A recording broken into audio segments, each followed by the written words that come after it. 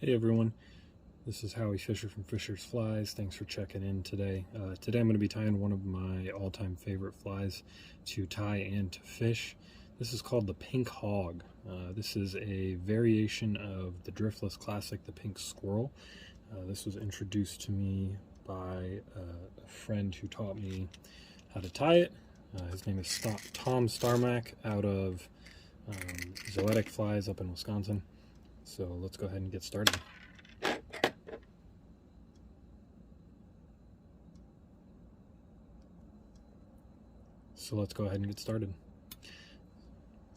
I'm going to start by securing in the vise an Ahrex freshwater 555 check mini jig barbless hook. This particular one's a size 14 with a 4.0 millimeter tungsten slotted bead. I'm just going to start with a couple wraps of 0.010 wire, and this is to give it a little extra weight but also to lock that bead in place. Once done with that, I really like tying this pattern with Semperfli Nano silk in 50-aught or 50-aught or 50 denier 12-aught. You'll see why at the end, but it also makes a nice slim body. It doesn't build up too much thread. Do a lot of back and forth on this fly. So I'm gonna get started with some Krystal Flash. This is the mixed colors. You can also use dark rainbow. I always have several of both in my box, depending on the watercolor, but typically I'm fishing pretty clear mountain streams, so I use the mixed colors. It's a little bit more translucent. Start with 3 fibers, or three pieces of Krystal Flash, and gonna go ahead and get that secured. And I like to bring it back just to where the hook starts to bend, and then bring it back up. You can cover these thread wraps whenever, or these wire wraps whenever you want, really. Doesn't really matter to me. Next, I'm going to start with some small ultra wire in red. You can use brassy as well if you'd like, especially on these bigger sizes. If you're familiar with the name Dave Blackburn, he's a guide in northwest Montana on the Kootenai. He likes to use these in 10s and 8s for stoneflies, and has a lot of success on them. So once I've got this everything locked in place, got a nice little taper, next is the main part of the fly. I'm going to use this UV tracer squirrel dubbing from Nature's Spirit in the Fox Squirrel. The type of dubbing, or the brand of dubbing that you use isn't necessarily as important as that Fox Squirrel dubbing is. Whichever brand you use, just make sure you get the natural Fox Squirrel.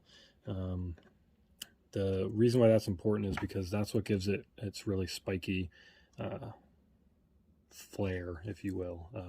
It's got these long, nice, stiff guard hairs in them. So what I'm doing is I'm just going to take a clump and I'm going to straighten it out, make sure those fibers are nice and lined up. Once I get what I got, I'm going to go ahead and turn my bobbin counterclockwise, and what this does is this flattens your thread out. And then I'm going to take a bodkin and just flatten that out a little bit more. Once I got it where I want it, stick this bodkin between the thread, make it do its thing. Take that little clump of dubbing. I'm actually going to reverse it.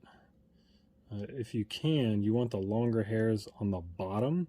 That's because that's going to end up being the head, and you kind of want a little bit of a taper. The legs will be a little bit more natural. So what I also do when tying with this Nano silk, you don't need to do this if you're tying with another thread. I actually like to take this clump, and I don't know if you can see that, but break it into 2 clumps. So I got this one lower down, and you'll see why I do that here in a short second. But I just kind of spread that out, get it where I want to.